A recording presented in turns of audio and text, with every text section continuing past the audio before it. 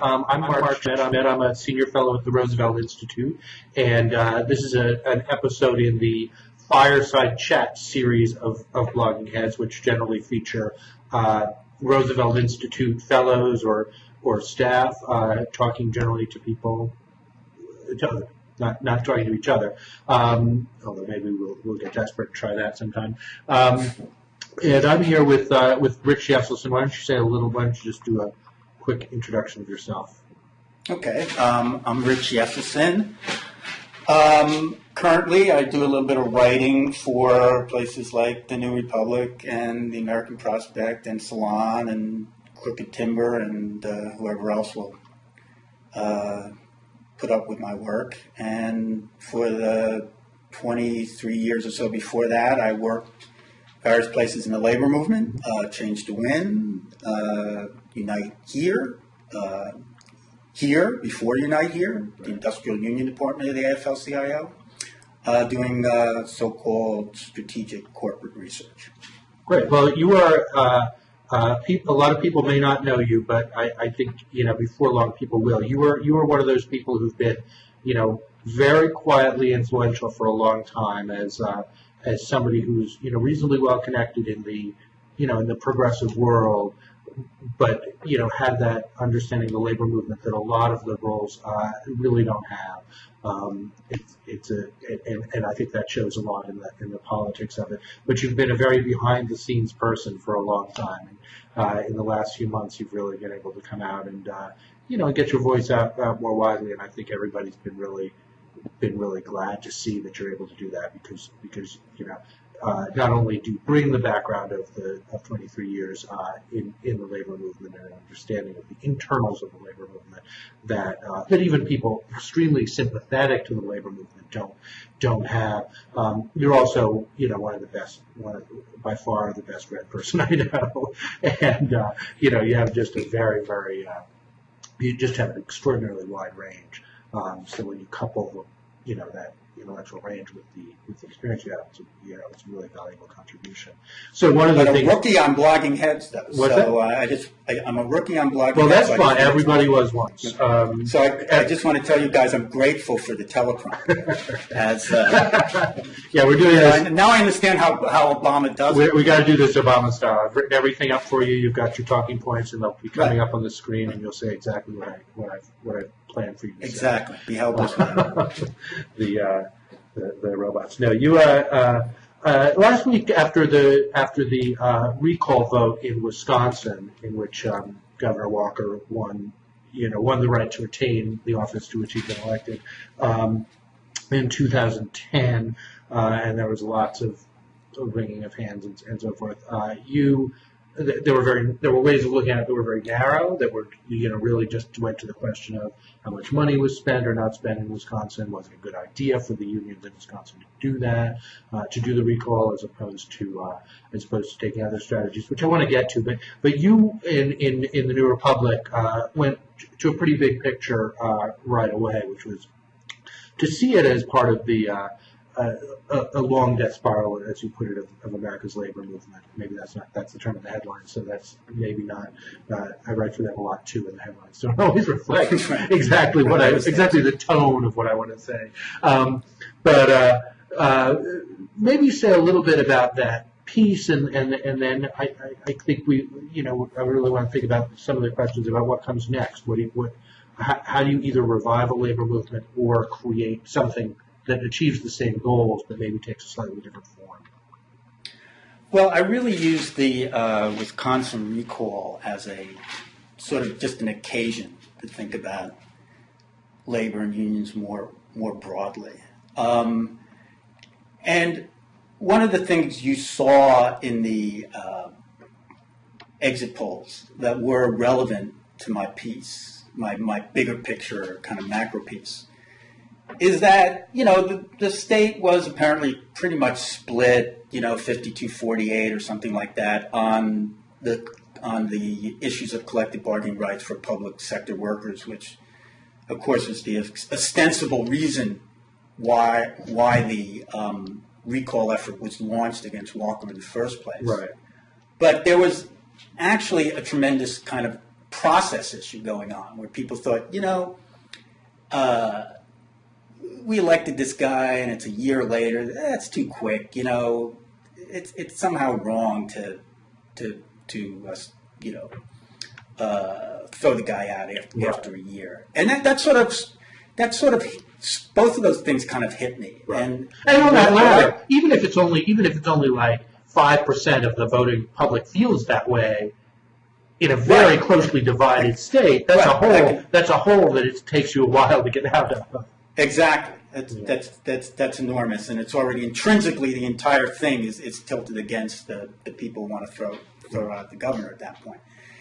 And it sort of hit me, it's issues I've been thinking about for a while anyway, that the issue here wasn't so much the hostility of the corporate types and the Koch brothers and the right wing toward unions. That's been around forever. It wasn't so much even the issue of public sector unionism and their collective bargaining rights anymore. There was already some of the energy had already dissipated there. The issue is that basically the majority of Americans, as far as we can ascertain, they don't really care much one way or another about unions. Right. They don't think about unions unless something is pushed right into their face and they're forced to think about them. Right. There's an airline strike, for example, and and at that point, usually the president will invoke Taft-Hartley or something and cool it off quickly. But something that really affects their day-to-day life. Right. But mostly, it's indifference, right. And to me, that indifference has to do with like a sort of thread of mutuality and social solidarity that's been cut over decades and decades of American history, right. Where essentially we did have a large labor movement in the post-war period. For a whole bunch of reasons, that movement has declined dramatically, and now people today, both working class and middle class professional people, kind of are perplexed, right. About what unions do and what's the point of them, and their life goes on and right. Quite well, in their view, without unions. Right. So I wanted to get at the idea that this kind of historical thread, I think, has been severed, and I have no brilliant answers as to how to reconnect it or start some new thread, because every thread had a beginning.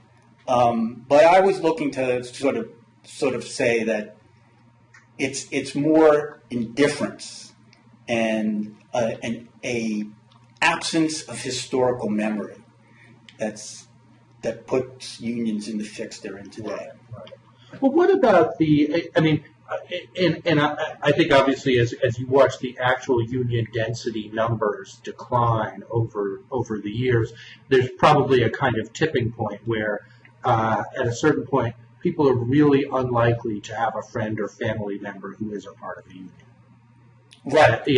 And so that it declined from 15% to 7 or 8%, which I think is what's the private sector number now? Private sector is just under 7%. Down to 7%. May not be that huge in numbers, but it does create a world in which most of us don't know a lot of people who are certainly not who are private sector unions. But what about the public private sector union differential? I feel like increasingly.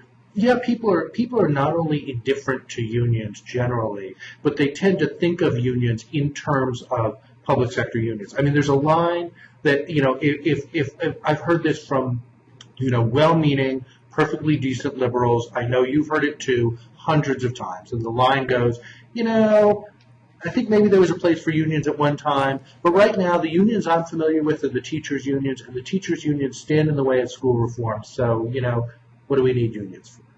Right. Right. You've heard that. I've heard that from folks who have from union families. Right. Whose parents were carpenters, right. and were raised on like a so-called good union wage, and now think, that was then, this is now, and I think there was a period when there was a huge surge in public sector organizing in the 1960s.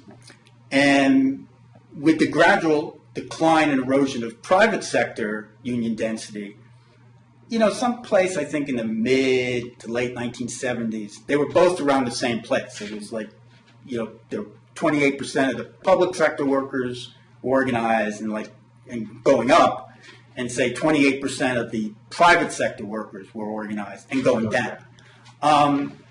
So again, at that point, people did have that same, especially in the Northeast, in the Midwest, and California, where union organizing had been kind of cordoned off after the Taft-Hartley Act. People did have that sense, as you say, right? It's either I'm in a union, somebody in my family is a union, or a friend of mine is, or a neighbor is. Like, I may not be crazy about unions, but I know about them. I know they exist. They're just part of my workaday, quotidian world. But what happened was, with the decline in private sector unions, then you have all these people who don't work in the government, who don't know anything about unions. They're not in them themselves. Nobody they know is in them. The UPS man is in them. That's one reason why that was a sympathetic strike 15 years ago, is everybody knew their UPS man. Right. And still do. But otherwise, they don't know anybody. So their only interface is actually what? With teachers. Their only regular interface, because their kids go to school. Right. And so there's a sense of, well, if you're not happy for various reasons, all kinds of reasons, why you might not be happy with the education your kid is getting, or their teachers, or the administration, you lump it all together and you say, there's a union problem. Right. And then, where else do you see a public sector union? Famously, the DMV, things like that. These are the interfaces with public sector unions. And without private sector people being in unions themselves, they don't get it. Right. And we're very far, Rick Kallenberger's written a lot about this, like in his biography about Shanker and so forth. We forget there was a strong reason for creating teachers unions. It's not. We think of teachers unions now. We have the rubber room mythology that Stephen Brill's promoted, as if the main function of a teachers union is to prevent bad teachers from getting fired. Because we've lost sight of all the incredible arbitrariness, and in an era when American education was actually a lot crappier than it is now, we sort of forgot all the reasons that teachers unions were institutionalized in the first place. Right. The organizing of unions isn't arbitrary. They don't emerge out of nothing. There's an old slogan in the labor movement that the best organizer is the boss. Right. When workers are systematically mistreated, they will tend to collectively organize themselves and seek union representation. Right. So it's people just don't have to say, hey, I think I'll have a union today. I think I'd rather pay a certain percentage of my paycheck in dues. Right. And just give it to some dysfunctional, distant organization that won't give me the time of day. No, they actually think that it's a worthwhile investment on their part to pay that dues money for the kind of protections and representation that unions afford them. I've always had a theory that, and maybe this doesn't even matter anymore when union density is at the level it is, but I've always had a theory that people really like being freeloaders, in the sense that, you mentioned this in the case of, you mentioned Joe Nocero's column, where he basically, he had the sort of classic liberal, I don't know what the point of unions is for, and a dismissal of the idea that unions had anything significant to do with the decline of unions, had much to do with the rise of inequality. And you pointed out, he said something like, I've never been in a union, and you pointed out that, he presumably had been in the newspaper guild, or at the very least was benefiting from contracts negotiated by the newspaper guild. I've always had this theory that, what people really want most is to be in a non-union job in a heavily unionized industry. Right. You know, you want to, where you're actually the free, you know, you want to be a FedEx pilot or something like that, where you're actually benefiting from the fact that, you know, the wage levels are quite high. There's a lot of things are in place, and the company is going to try to do all they can to keep you from forming a union. So you know, you might say, I'm not in a union. I don't need any damn union. But in fact, you are very much a free rider on. Right. And why not? And sure, why not receive, you know, the benefits, you know, as Howard Morrison pointed out in this column in the Washington Post today, when unions were at a much higher level, and there's increasingly less of this today. In fact, FedEx might be one of the examples of this in some of their sectors, because they do have to compete with UPS. Non-union companies like IBM, Xerox, you know, they were famous for maintaining union wages and benefits just to keep the union out. Right.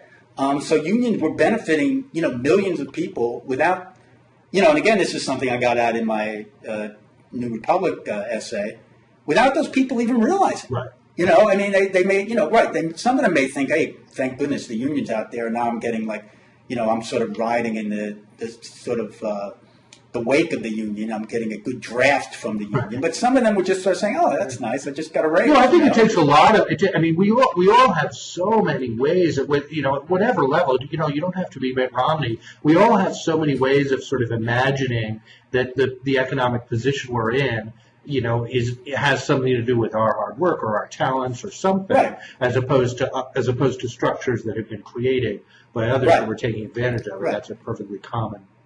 Obviously, no, that's a perfectly common thing, and in fact, you know, you want to hope that it has something to do with your hard work and or talents. So it usually does, but there's a lot of other things involved in it too. Right. Well, there's a lot of people who are working very hard and being taken significant advantage of, who could use a union in order to actually get some of the rewards of the work that they're putting. That's exactly right. And even today, just, you know, even leaving aside the public sector, when people say, you know, there was all these inequities and exploitation, like in the 1930s, and these hellish factory conditions, you know, like I invite people, you know, to go into like, you know, a tire factory today, a poultry plant.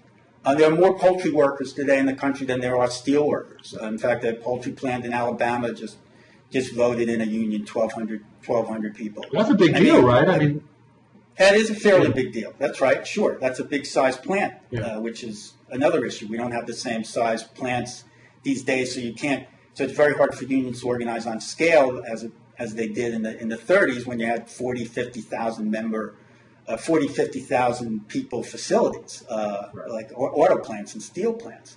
Right. But, you know, go to a poultry plant, go to a meat packing plant, some of the most dangerous jobs in the country.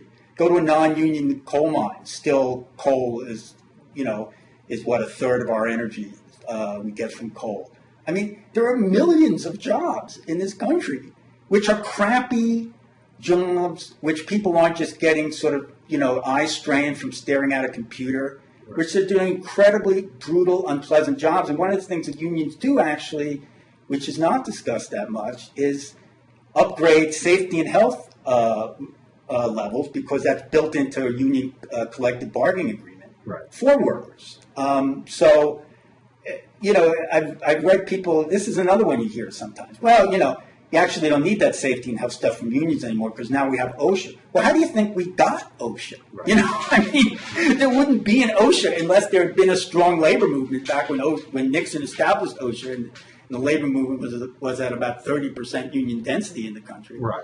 We wouldn't have it. Right. So, and you also don't have. It's not like OSHA is showing up at your door even once. No, exactly. If you don't have, I mean, there's all the self-monitoring that OSHA allows, which really doesn't work unless there's a union or some entity that's in a position to to make those complaints. Exactly, and all these things are linked, right? So the decline of unions means the decline of OSHA, right? Because who is pressuring the government that OSHA needs a bigger budget, that OSHA needs more inspectors? Right. Unions. Right. I mean, you could imagine a world in which you said, you know, a completely rationally governed world in which, you know, Congress and the president said, you know what, with all these plants not able to monitor themselves because they don't have unions, we need to compensate for that with, you know, by increasing OSHA. And that would be, you know, I mean, unions are one of several. Just world.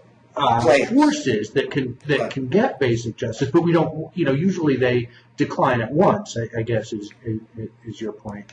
Yes. Rather than one compensating for the other. Yes, that's right. And obviously, you could have a much. You could have the answer to conservatives. I mean, obviously, conservatives are always going to be hostile to unions. That's all it is. But if you actually want the state to play less of a role, and you want people bargaining in the economic market to play more of a role, unions are pretty important for that.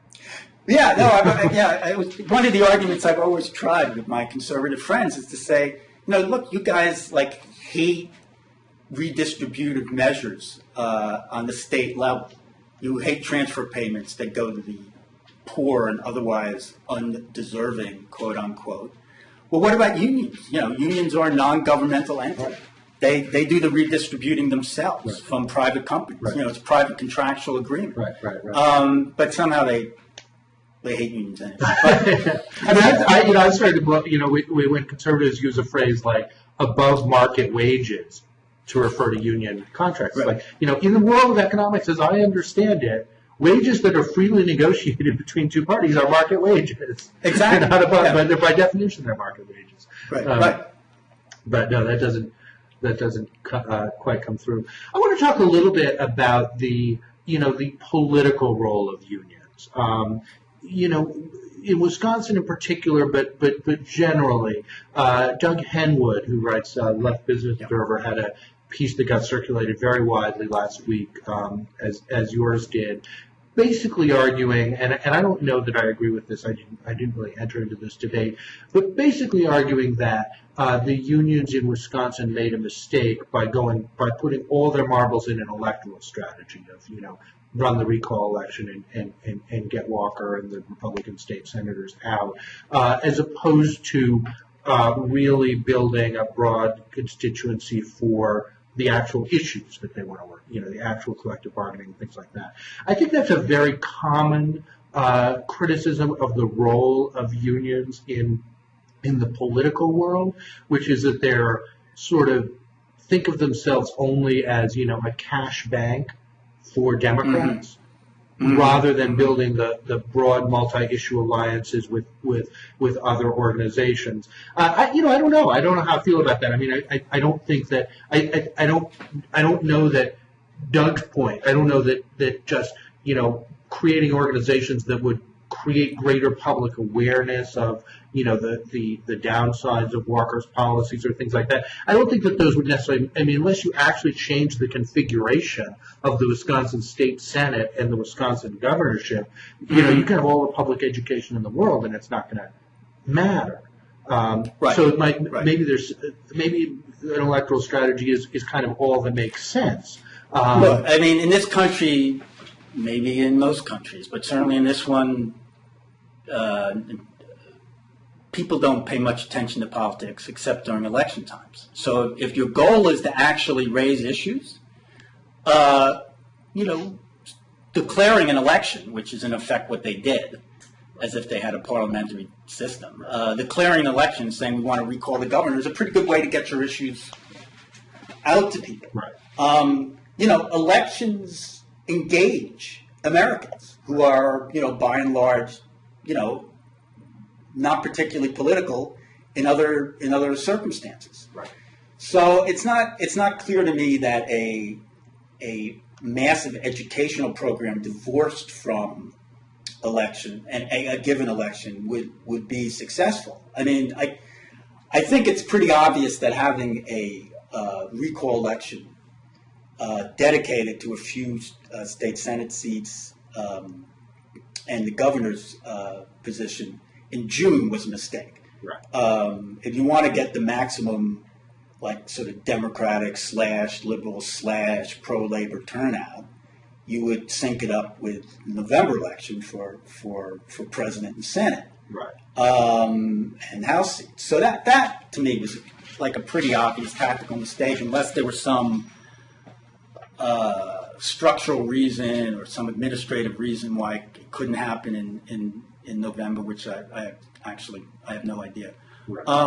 But to say that they lost and therefore they were wrong. I mean, elections matter in this country. I mean, like, the kind of House of Representatives we have now run by, cynics and fanatics on the right matters. Right. So to say, well, let's try wait till 2014. I mean, yes, a lot of people had stopped caring about the issues of public sector workers in Wisconsin, which was part of the point of my essay. Not so much hostility as indifference. Would they have cared more in 2014? Yet another 2.5 years from now? Right. I don't think so. Right. So I don't entirely buy that. I mean, I think, it's easy to say, well, they lost, right? So, and they had not a dynamic candidate. They had the same candidate. Right. So the whole thing just seemed, 2010 Redux. Right. And that's a problem. But to sort of say this guy's antagonized a lot of people in this state. He did something. He implemented a program regarding public sector bargaining that he did not campaign on. A lot of people in the state understand that. Right. This is a state with a very motivated liberal left base, and also a very motivated conservative base. Right. But let's see if we can out-motivate their base and beat them. All we need is a few points. Right. We lost by a few points, five points in 2010. So if we flip 2 or 3 points, we win this time. They also almost took the Senate in 2011 in that series of recall elections. Right, exactly. They got 2, they needed 3. So this time they got the other one. Although apparently there isn't an actual session for a year, right. So it's kind of a I don't know, Pyrrhic victory. That's not as impressive as it first seemed.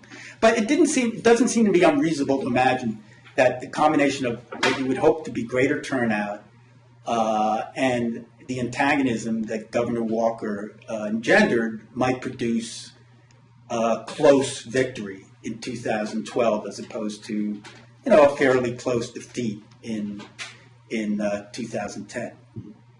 Right. I mean, I think I think part of it was a bet on, the level of intensity remaining relatively high. And I think that's a common. I mean, I read a lot of things now that are still in the mode of, the Occupy Wall Street movement will, they've captured this intense passion about inequality, and it'll keep going. Most things don't. I mean, in a way, that's the interesting thing about unions, because unions provide a steady kind of mode of pressure. But most white-hot political movements, whether it's Tea Party or Occupy, I mean, there's a kind of natural entropy, right? They don't. It's hard. Right, to, and that's why I keep calling. No, that's right, and that's why I've been calling Occupy like an episode, right. Not a movement. I mean, I suppose you could say that's pending. Like maybe it can transform itself into a movement. Right. But I think as an episode, it did pretty well. I mean, it got at least the media talking about inequality, and that meant the politicians had to talk about inequality. And preceding it was the episode of people really converging on the Wisconsin State House, right? Which was a very, very big deal. Which is a very, very big deal. So think you're like a strategist, or just like an activist / leader in Wisconsin. You work for a union, or you're a leader of the rank and file, or you work for the Democratic Party, or whatever, and you're sort of seeing 100,000 people in the Wisconsin State House. Mm-hmm. You're seeing nationwide coverage of this, like as if it's somehow our version of the Egyptian spring, right. Which it was, roughly compared to, yeah. Right, exactly.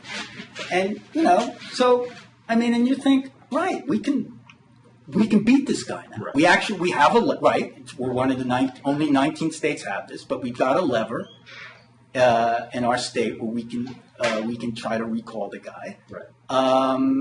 Right. Gray Davis was pretty darn unpopular. These are different conditions. We have to do it in a different way. But they got rid of him in California. Right. We can do this. And the important thing also to underscore, we're just again talking on the level of just tactics and leverage on this one particular incident of the recall. They couldn't do what Ohio could do, and Ohio couldn't do what Wisconsin could do. Wisconsin couldn't rescind the bill. Right. Ohio, I'm 99% sure, couldn't recall the governor. That's right. So Ohio did what it could do, and it's probably a lot easier to just rescind the bill than it is to recall a governor. Right. For a whole lot of reasons, because then the rescinding a bill is just dedicated to that particular bill and the issues involved in that bill. Right. So, a governor has all kinds of other issues attached to it. Right. There's all kinds of, there are personal issues. You're not just, right. It's not abstract anymore. It's like, it's one candidate versus another candidate. So it really does matter how good your candidate is too, Right. especially on the margin when, you might win by a few points or lose by a few points. Right. So it's harder to do what they did in Wisconsin. But I find it, I don't find it at all absurd or peculiar that they try to pull it off. But they lost. Right. I mean, yeah. I think the referenda are tough too, and I thought that was Right. I was actually really surprised by how I think it was a 13-point margin or something like that, by which the governor 22 huge yeah. margin by which the similar law was repealed by referendum in Ohio, because referenda have there's a natural no vote, especially if something seems complicated.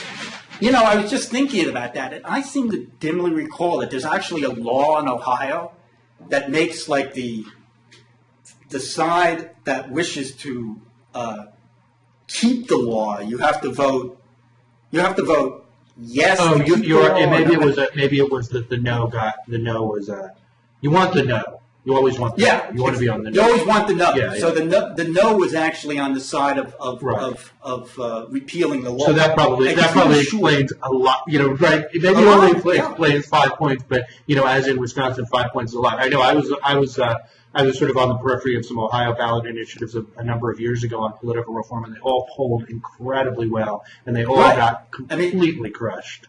Right, and it's a good government law. I'm pretty sure they put it in the last several years. And actually, again, if you're a strategist in Ohio and you're making this calculation, you realize you've actually, in that sense, really have the law on your side, right? Because you don't have that sort of no tendency, to push it. Right. So, let me go back and let me ask you more broadly about labor's political role, and. Is there, we went, the Obama administration began with, I think, a lot of people in labor feeling like, okay, now is our chance to ask for what we've put money and people behind, countless Democratic senators, members of Congress, and Obama. Now's the time to ask for what we want, which is the Employee Free Choice Act. And that is a long forgotten episode of this. It just completely fizzled. What's the thinking? There's, similar to the argument about overemphasizing an electoral strategy in Wisconsin. There's an argument that, labor is too content to just provide the cash for Democrats with some exceptions. They don't support very really labor unfriendly Democrats, but basically they're a bank for the Democratic Party. And for all the, every once in a while labor will say, we're going to be really tough this time. We're not going to automatically support Democrats. They wind up mostly doing it because there's nobody else, in quite the position to do it. What's your thinking about that? Is there any possibility of a kind of a different political role, whether it would be one that would be tougher on certain Democrats, one that would be maybe one that would say we're not going to use our money solely for elections, we're going to build other kinds of entities, the kinds of things that it seems to me Andy Stern was constantly trying to think about, and still is. Well, there's a huge question. It's a huge question. Yeah, well, again, like everything else. It's harder to do when you're at 12% union density overall and 7% in the private sector, right? Right. So you do it from your leverage is always much less when you hit like as a prominent and brilliant labor organizer I know has put it the sweet spot of weakness.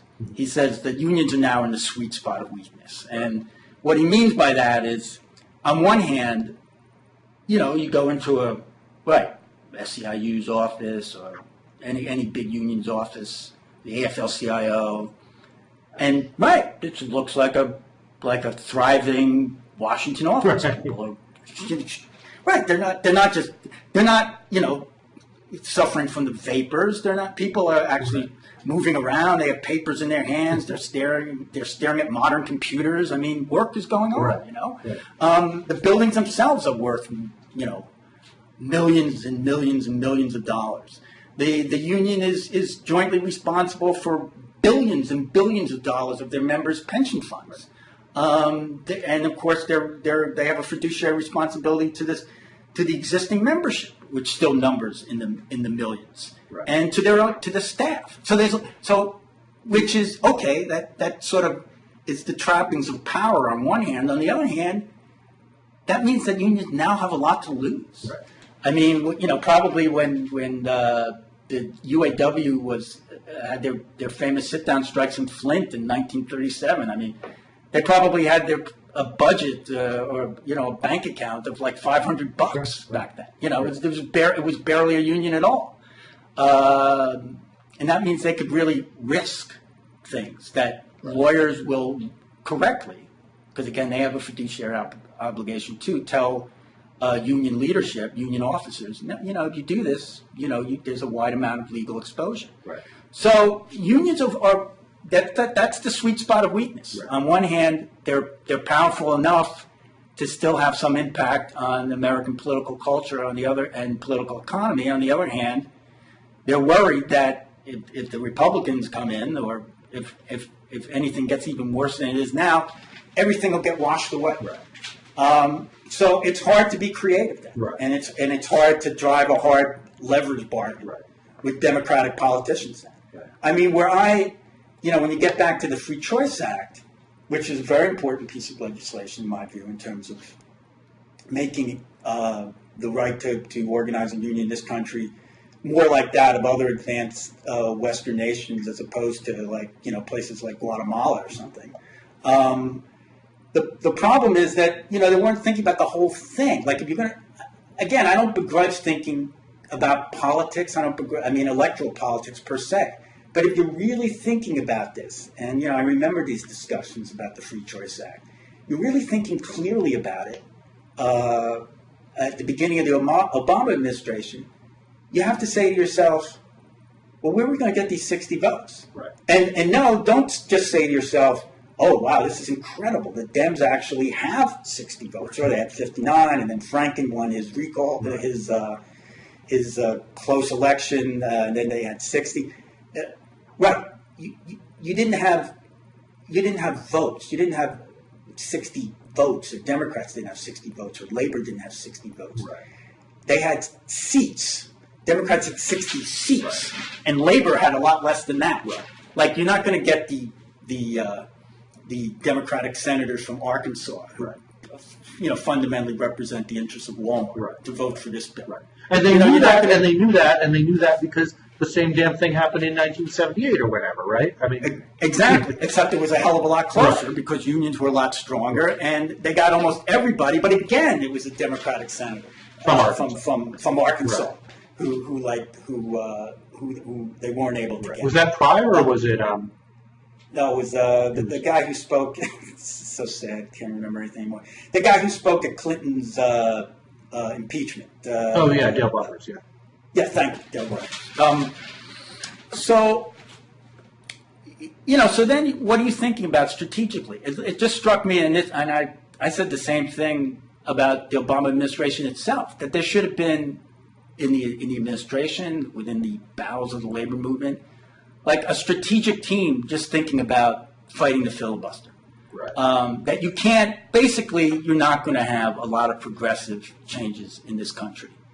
It's a minor miracle, in fact, that the Affordable Care Act was passed, leaves in a weakened form, and now, that may be gone in a few weeks, or at least parts of it may be gone in a few weeks. But it's a minor miracle even that passed, but you're not going to get strong progressive change, whether it's, regulation of Wall Street. Yes, we have something. It's not strong enough, or bills that will certainly help facilitate union organizing, until you have a simple majority in the U.S. Senate. So to sort of think about, well, we can maybe leverage, how are you going to leverage Ben Nelson? It's like 4% union density in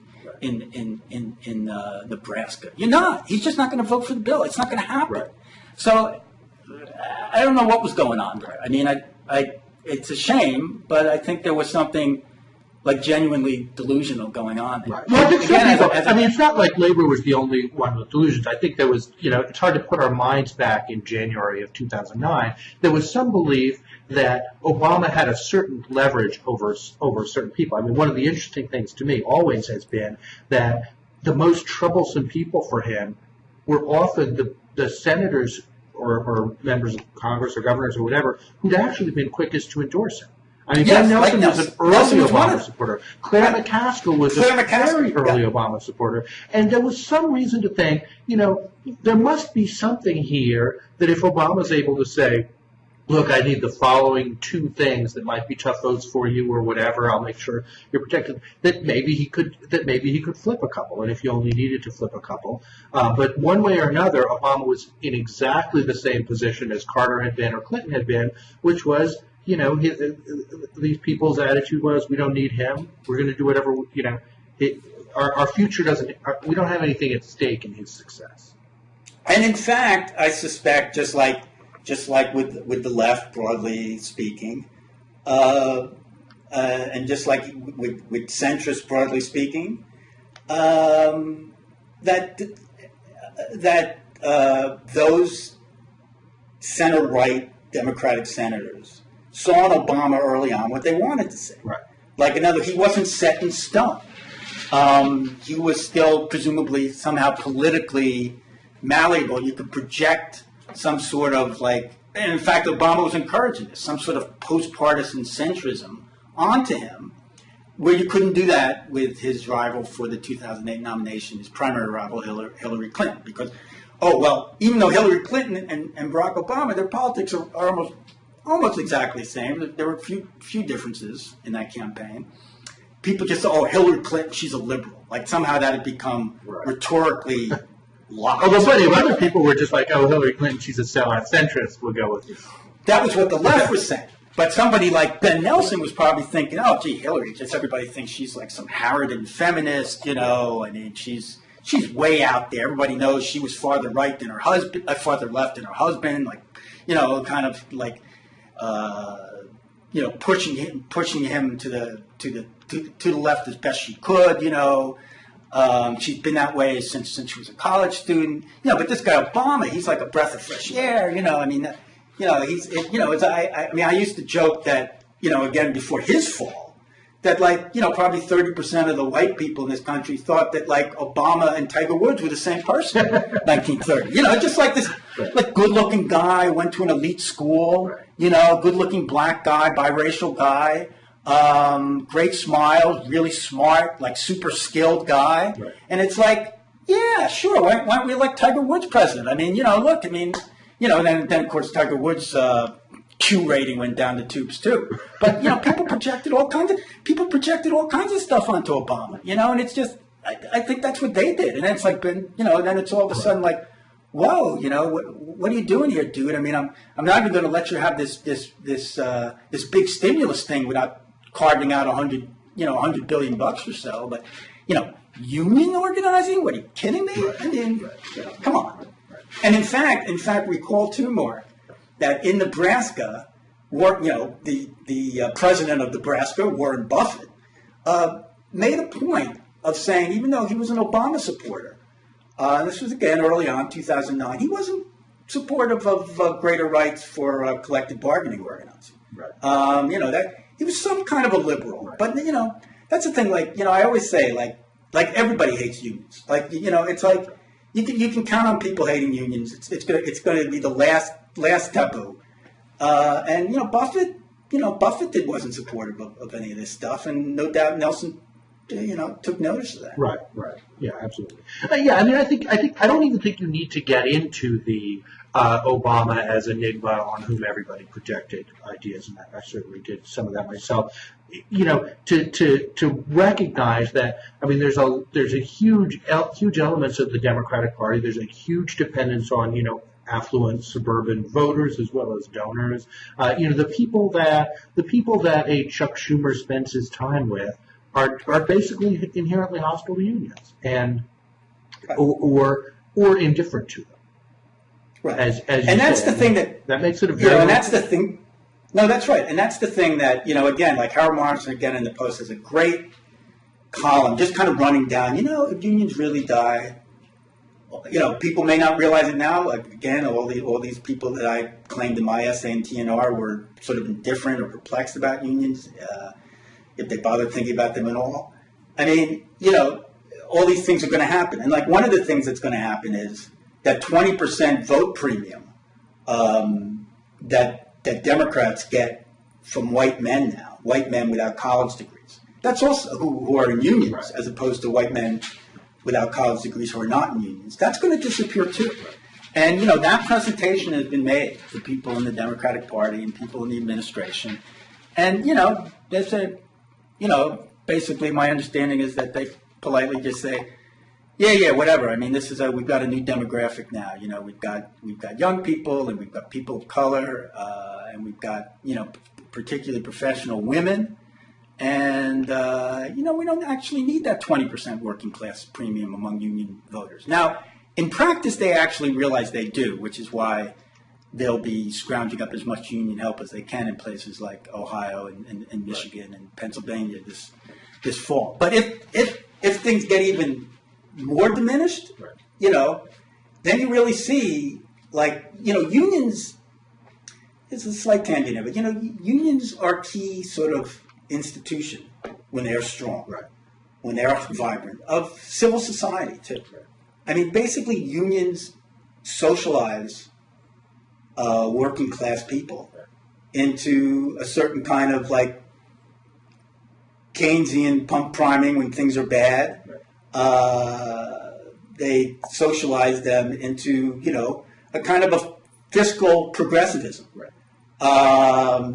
And if that's done, just the way evangelical churches socialize evangelicals into their but respective Rich, didn't they also sort of socialize them into into an assumption that the way the world fundamentally works is, you have your employer and your job is to get as much as you can out of that employer. Whereas we live in a world now where, your fate is with your employer could blow up tomorrow. So you very much have a sense of your fate is tied into that of your employer. Absolutely. It's not just a big pile of profit that you want to get your share of. Right. No, that's absolutely right. And in fact, that was the part of Doug Hemwood's pair of essays on this, where he's right. Where the problem is we don't know what to do about it. In other words, Hemwood, one part of his argument that we haven't touched on here is that he's arguing that unions there's all these local union fiefdoms all over the country, and they're tied via collective bargaining agreements. Again, we're talking about private unions now. We're tied via collective bargaining agreements to their employer. So he says, unlike Europe, unions don't think in large terms about what the entire society needs. And that's not entirely true. In fact, unions, over time have been, they supported Medicare, even though obviously working age people don't use Medicare. They after some, frankly, racist resistance, supported the civil rights. Most unions supported the civil rights movement, and both with people and with money. Right. I think it's a huge neglected story. I remember there's a great book by Julian Zelizer called On Capitol Hill, which is really about congressional reform, but to some extent about civil rights. I was just astonished from that book to realize, for year in and year out in the 40s and 50s, the lobbyist for civil rights was the AFL-CIO lobbyist, or the AFL lobbyist at the time. That's right. And there was resistance, and there was people who pushed back against that, but over time that was worn down. Correct. And people like Luther pushed that hard. It's one of his great legacies. But yeah, I take the point that unions are sort of tied in a parochial way by their contracts to their employers. So in other words, you will not get, for example, the United Mine Workers to take the lead on fighting climate change. Right. I mean, the officers of that union have a fiduciary obligation to protect their membership as best they can from unemployment. Right. And again, to get back to your just world scenario, if we lived in a just world where somebody would say, oh, we're going to give X billions of dollars to retrain and provide severance and benefits to coal miners, well, they wouldn't have that. But we don't live in that world. We live in a world where they lose their job as coal miners. It's pretty hard for them to imagine doing anything else. Right. So, there is something to that, like on a firm by firm basis, as opposed to a macro fiscal basis. Unions aren't necessarily as progressive. The trouble is that that's the historical system we put together here. Right.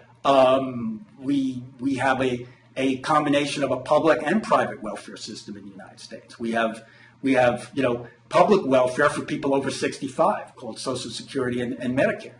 We have private welfare, which people get their health insurance through their employer, and their pensions, to the extent they get them, through their employer.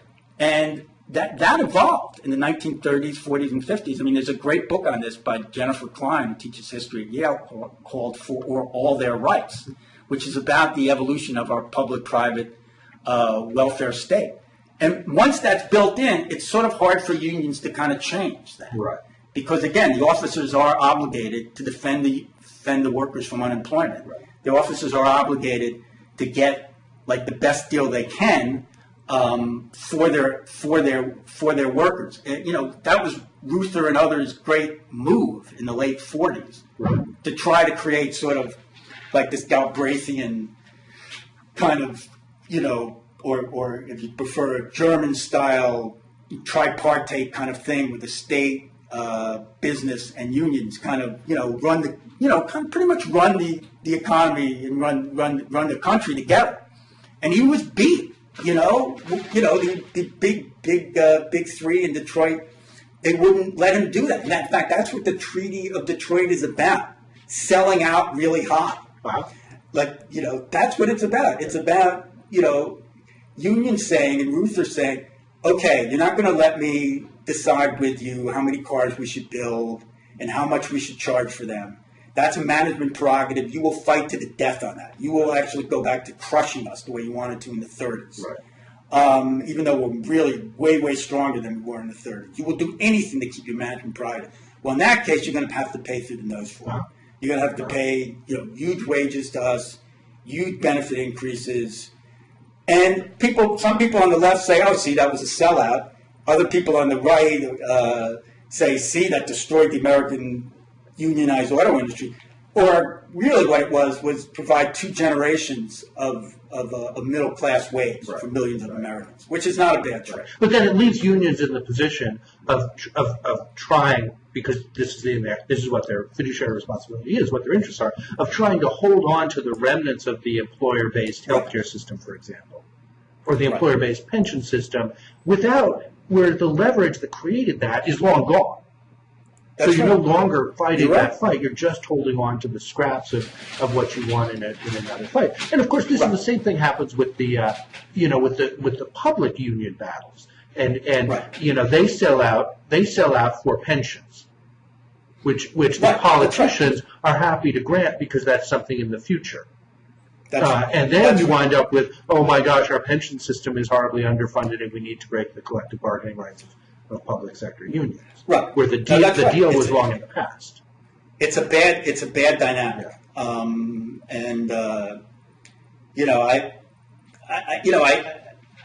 I don't know how to. Again, it's that sweet spot of weakness thing. Right. These are institutions defending millions of people with still billions of dollars of assets. Right. It would take something very large. It's like any large institution, it would take something very large to transform them in that way, and it's hard to frankly argue that people should make that transformation. And again, just like as we were talking about when Obama came into office, at a point when they're at their weakest. Right. I mean, it's a very, it's a complicated and difficult set of issues to work through. I mean, one interesting thing, and then we'll wrap this up because we're about 55 minutes, but one interesting thing is the way in which, there's a set of liberals, and I don't know that it really matters all that much, but there's a set of people like, Paul Krugman's a good example. Tim Noah, basically the other day said, I kind of grew up in the sort of Washington Monthly world of we tend to think unions are kind of getting in the way and make things inefficient and so forth. But when you begin to, you really beginning to look at inequality, and you're really beginning to look at the political underpinnings of economic inequality in particular, then all of a sudden that light goes off. It didn't quite go off in Joe Nocera's head. And I'm not really in this camp because I've always been generally more sympathetic, but I'm not of it. I'm not never been of the labor movement. There is this sort of, oh my gosh, unions. I mean, I don't think Paul Krugman before about 10 years ago, really thought unions were particularly important. I don't think I think that's major part of his economic analysis, but they're definitely a part of his emerging political analysis. And so in a sense, at the it's like Joni Mitchell song, you don't know what you got till it's gone. A lot of liberals are something like, oh my, unions are super important, but it took now you get it. Right, that's right. And in fairness to Nocera, even by the end of that column, he was kind of come around to that. Right. I mean, look, and this is actually, I know that there are people in the labor movement, certainly people at Change to Win, who are thinking a lot about this now. That we have, and I've written about this. I reviewed Noah's book in the American Prospect and sort of ended my review on this note. We have in this country now, and the new sort of social media technology has helped develop this a kind of a left liberal intellectual infrastructure, and that's different than a mass social movement. Right. That's not the same thing as the CIO in the 30s, or the civil rights movement, or the women's movement, or the gay and lesbian rights movement. But what it is a bunch of bloggers, writers, academics, intellectuals, and I think kind of Krugman is kind of like the general in charge, just because he's so relentless, right. He's so indefatigable. Who can constantly talk to each other virtually or otherwise, and sort of I wouldn't know anything about that, Rich. Right, of course, right, and create polemics. Right. And these are professional middle class people. Right. They're not working class people by any criteria of either job, status, education. And a lot of them, yes, it's like maybe a conversion experience for some of them. It's like a reminder for some others of their earlier life, maybe. Right. But a lot of them are saying, we need unions or something like unions, for all these reasons that we've discussed in the last, hour or so. We need them to deal with income inequality. We need them for safety and health issues. In the workplace. We need them to be like bastions of civil society and socialize people into being politically active. We need them for all kinds of ways. And in fact, we're running a natural experiment now where, we haven't had an advanced capitalist country with its private sector unionization levels as low as the United States. I mean, France is the only thing close to it, but France, because of the vagaries of French law, the French unions, even though they only have 7 or 8% membership in the private sector, actually are responsible for 90+% of the contracts. Uh-huh. Well, we don't have that. We have firm by firm contracts in this country, not sector by sector, the way they do in France and in Germany, etc. So we've never had what people, like a lot of people have forgotten. We had, that. Well, I'm boxing my syntax here, but we've never had this an almost a union-free zone in the private sector, which is now also beginning to affect the public sector. Right. And so I do think it's very important, yes, that people like Tim Noah and Krugman understand the significance of unions. I do believe that intellectual infrastructure, it permeates the media, it's out there. But I also think that there's going to have to be some kind of organic understanding of the significance of unions from the people who they would directly benefit most. And I don't know how we do that. Like every day, right? It's a huge country, right? So every day people organize. There's probably an organizing win every single day, more than one. Those 1,200 poultry workers in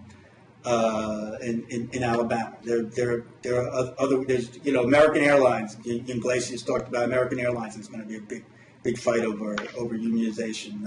It's going to be resolved soon. I mean, and smaller units. Right. But to have that happen in scale, where people, if they can't recall the historical memories that they had, or that their ancestors had, to create a new set of activist precepts, which will become historical memories for subsequent generations. Something like that has to happen. Right. We don't have it coming from the organic rank and file, as it were. I don't know how it happens. When it does happen, then it will be great that this professional, managerial, intellectual, blogger, academic, writer, left liberal infrastructure is there. Right, and gets it. To spread and gets it. And gets but we can't to make spread it. The word. We're not going to make it happen. Right.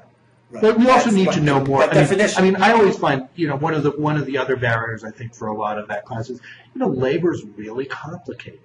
You name different unions, the role of change to win. I mean, it's a whole super dense world. Yeah, it is. It's a super dense. And it feels inaccessible, and for good reason. I mean, and part of the reason it's always felt that way is because unions have never been, I would claim, institutionally accepted in the United States. Like long ago, like in passing, it was a book review of a book by Steve Frazier about the history of the labor movement in the 20th century. Sean Wilentz wrote in the New Republic that there is no management entities or management sector in the advanced Western world as pathologically anti-union as the one in the United States, which is true. And in part, in response to that, unions became parochial and insular. Like, it was sort of like, well, we can't. They don't accept that we're just an ordinary part of liberal capitalism. Right. They don't accept that, unions are just as much. We've had unions almost since the beginning of capitalism, since it actually became, since like the 1820s, right. Since we could actually call a political economic system capitalism. Unions almost emerged simultaneously with them. They're just part of the territory, or so. It's as natural to have a union as it is. There's the whole theory of the firm of why firms are organized. You can have the whole theory of the union as a natural. Right, exactly. And Polyarchy, Carl Polyarchy always said this in his work. He said basically you're going to have. There's no such thing. You can't have a pure market because people will want to mitigate risk in a pure market, and they will organize themselves to do that. Right. So unions come with the territory, but there's a lot of people been saying they are unnatural. Right. It's kind of like analogous to the argument that gay people are unnatural. Right. Well, if they're unnatural, where did they come from? Why are they here? Same thing. Well, I think you're right about a natural experiment with in a sense, I used that analogy of wanting to be the free rider on, in a unionized industry. In a sense, we have an economy and we have a set of assumptions about the middle class and we have a set of assumptions about how things work that are as shaped by a world of unions as they are shaped by a world of corporations. And we're going to find out what happens when if you take one of those completely out of the equation. That's right. Let's see how well those FedEx employees do if various circumstances conspire to destroy the 200,000 person UPS unit that the Teamsters have organized. Right. Then we'll see what happens to FedEx. Right. Where their wages go. And the other thing that people need to understand is UPS is a very profitable company. Absolutely. That's a thing. I always say, when people say, unions are so inefficient, they're so, the company can't function with unions. Yeah, hello, UPS, right. Get your package to within a second of its on-time delivery or whatever it is, Right. Southwest Airlines, right. The only airline that people like, right. The only airline that people think is efficient, the only airline that makes money, right. Union. Right. It's a unionized airline. Right. And then the FedEx driver is doing a perfectly good job, but, he doesn't technically work for FedEx. He's entirely on the line for his truck and his costs and everything else, he's Right. basically set up as That's- All right. Well, we've gone over an hour. We've violated the blogging heads principle. We need to have some vigorous disagreement about something, but we can. All right, we'll find something. Yeah, we else can do to this talk about. again. We We'll have get vigorous you. We'll disagreement. get you talking about other topics like Polyarchy and various other topics that I'm probably we'll figure something remotely out. qualified to discuss with you. All right, let's wrap this up and thank everybody for watching. Okay, great. Thanks a lot for having me, Mark. I really appreciate it. It was Glad you could do it. interesting and fun. Okay, thanks.